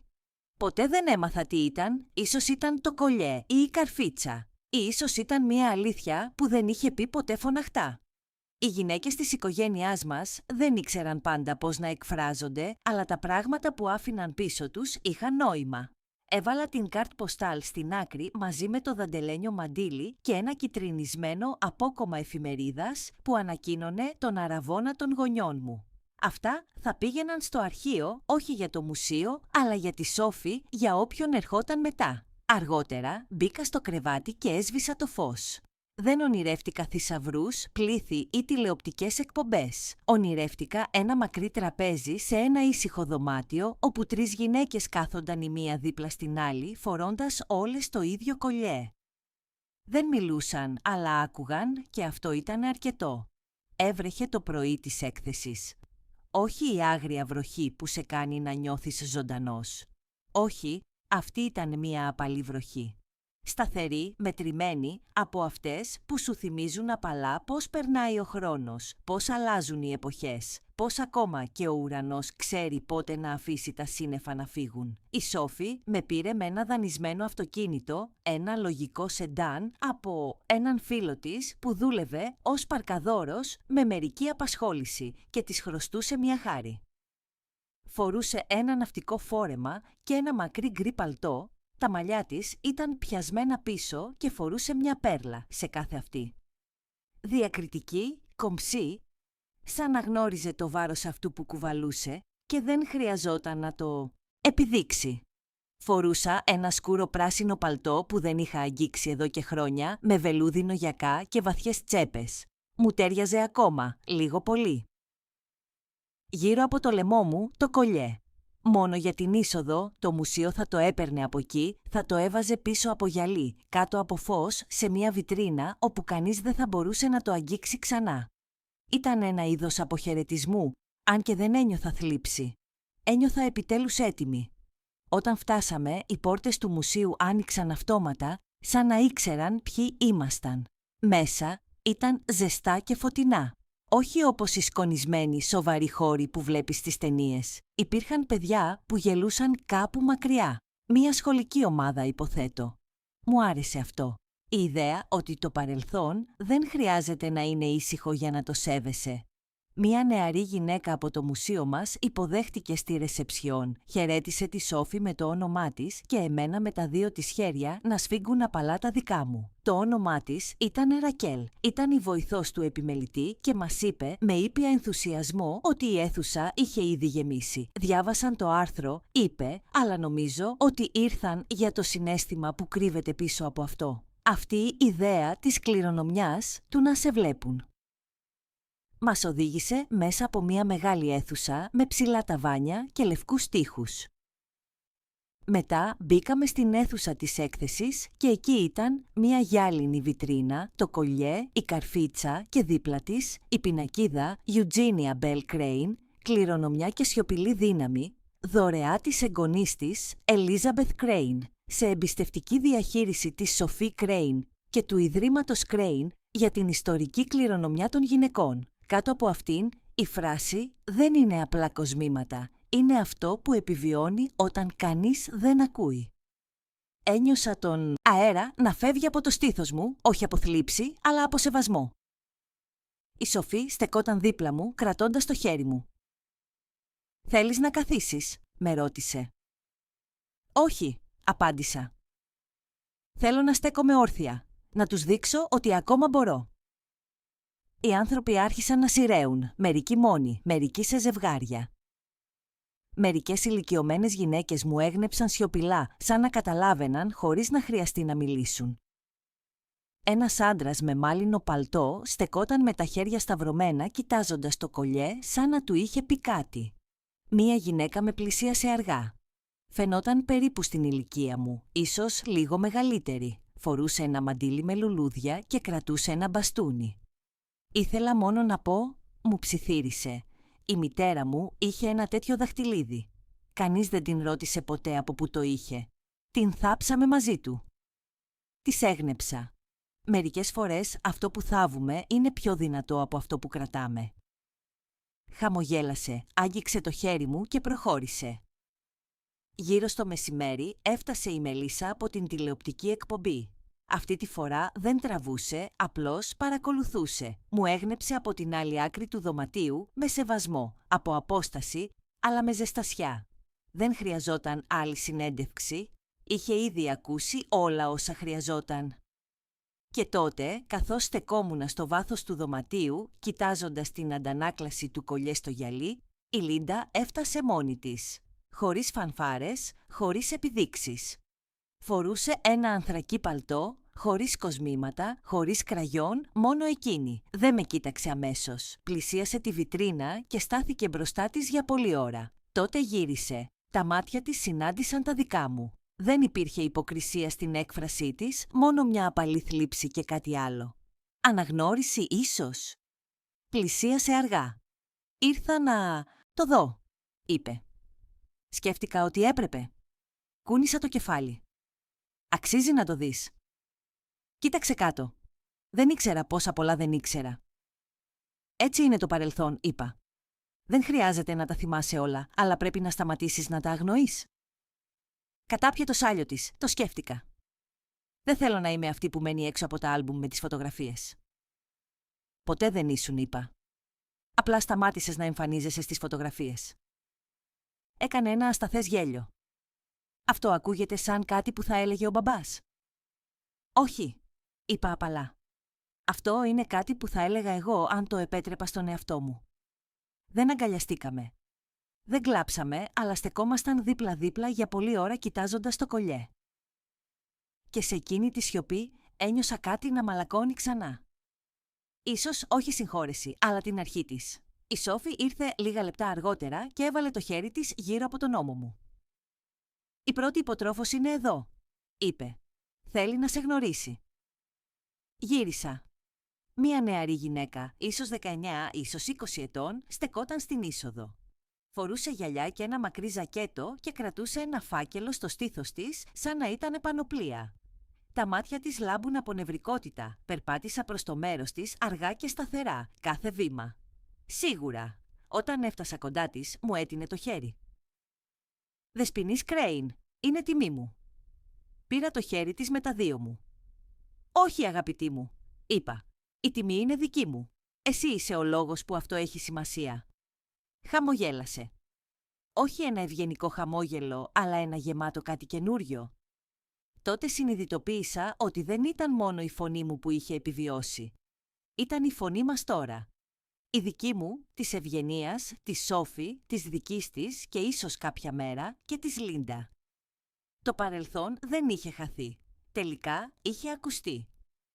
Αν αυτή η ιστορία είχε σημασία, για εσάς μοιραστείτε την. Ή ρωτήστε τη μητέρα σας τι δεν σας είπε ποτέ. Μερικές φορές τα πιο πολύτιμα πράγματα δεν είναι αυτά που κληρονομούμε. Είναι αυτά που τελικά καταλαβαίνουμε.